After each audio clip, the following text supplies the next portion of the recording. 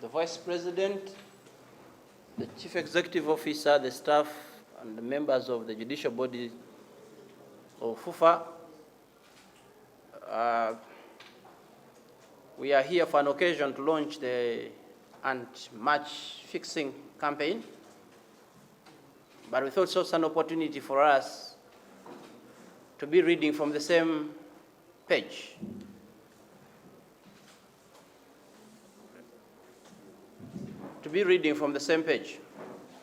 Now, we need to understand that, and we have been saying this, that the more we make this game popular, the more we promote it,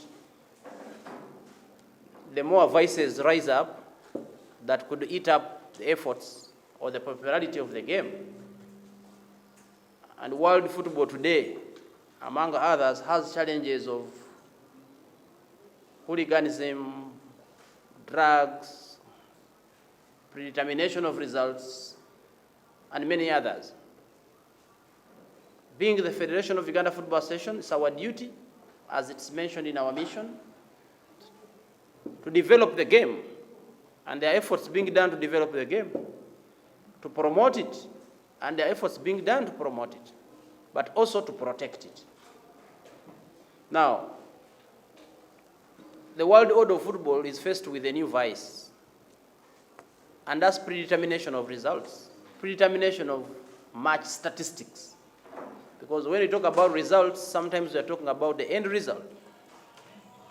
But when we talk about match statistics, it includes a lot more than the goals at the end of the day. It's a world phenomenon, and the world is dealing with it. It's not different from other challenges of the world, like hunger, like terrorism, like money laundering. These are things that could affect the economic functioning of the sport, to make it a job for many of you, either as journalists or players, or even investors into this game. So the world is faced with a challenge, and FIFA has come up with a campaign, and many other countries in the world have also come up with similar campaigns. And Uganda, we are not an island, we are part of the world. But we need to understand this vice. Many people confuse it. Many people are victims of not understanding what it is. It's our duty to explain exactly where the challenge is. There's nothing wrong with football being played in accordance with the laws of the game. Enjoy the soft life like a boss. Contact Mpatanil Company Limited today to get you a car of your choice at competitive prices. Visit our office at Future Group opposite MTAG or Plot 15, Vuya Birenge Board, Stretch and Tinda, or call 0200 902 026 now. Mpatanil Company Limited, growing a customer's trust when it comes to car importation.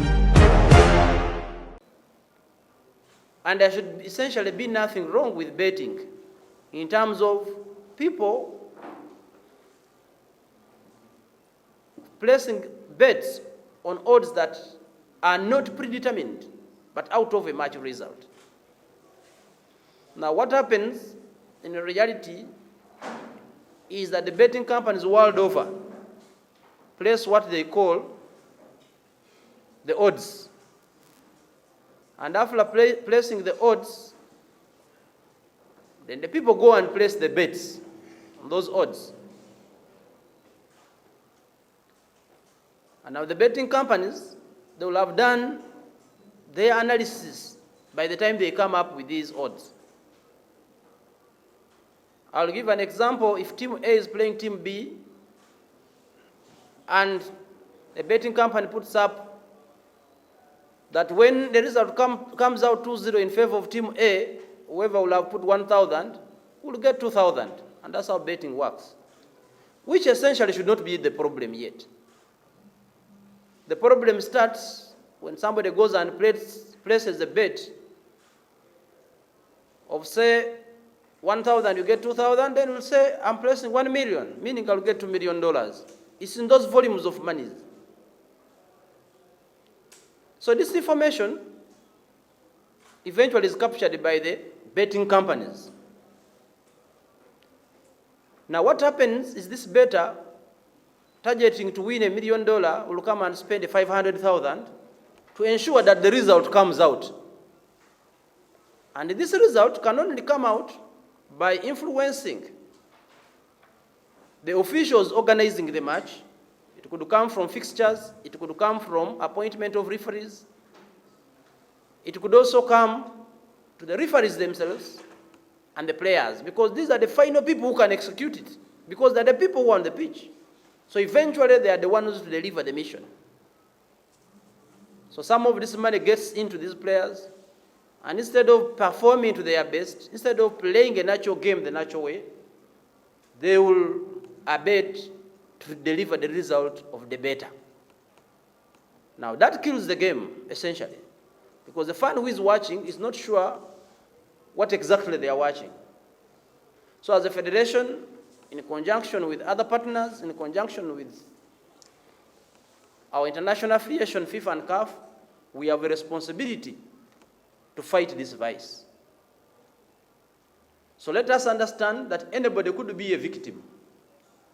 Anybody could be a victim, because whereas the final executors are the players who are on the pitch, or sometimes the referees, because they're the human beings on the pitch.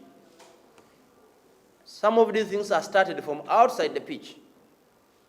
Like I said, it could be from organizers, it could be from those appointing referees, it could be from any other external party who is making contact. It could even be from journalists, from the way they are writing a story, from the way they are contacting, because they contact some of these players. Now FIFA came out with the 3 R's. That's a duty of everybody. And this is engraved within our own regulations as football. The same at FIFA, CAF, and Fufa. That you cannot say you have not recognized it. If you have not recognized, you are sanctioned the same as the person who did not report, and the same as the person who did not resist to be part of ensuring that this predetermination is done. Now, as a federation, we are not talking about the Uganda Premier League. We are talking about all competitions of football in this country, the ones we organize and the ones we authorize. As you are aware, Fufa has competitions, apart from the Uganda Premier League, which is run by, essentially by the Uganda Premier League Board and Secretariat. But we also run other competitions that are potential to being subjected to this kind of vices. But also we have authorized some people to organize competitions that are not necessarily in this jurisdiction of Uganda. So it is our duty, wherever we are, to fight this vice. We call upon everybody in your capacity. It looks quick money, sweet money, but in the long run, whoever is associated with sport, like I said, as a player, as a coach, as an official, as a president of a club, as a journalist, as a fan, we shall eventually be affected by this cancer if we allow it to spread to spoil the game. Now, our reaction as a federation is a number of steps we have taken, and that's why we are coming here to share with you. And one of them, we have come out with a number which I will announce, and eventually it will be circulated within all our materials. The number is 078 706 3409.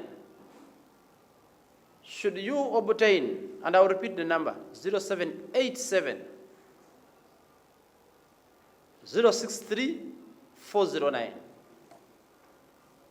And in event of any information that you could have gotten along your duty, course of duty, or wherever you are, please let us share information on this number.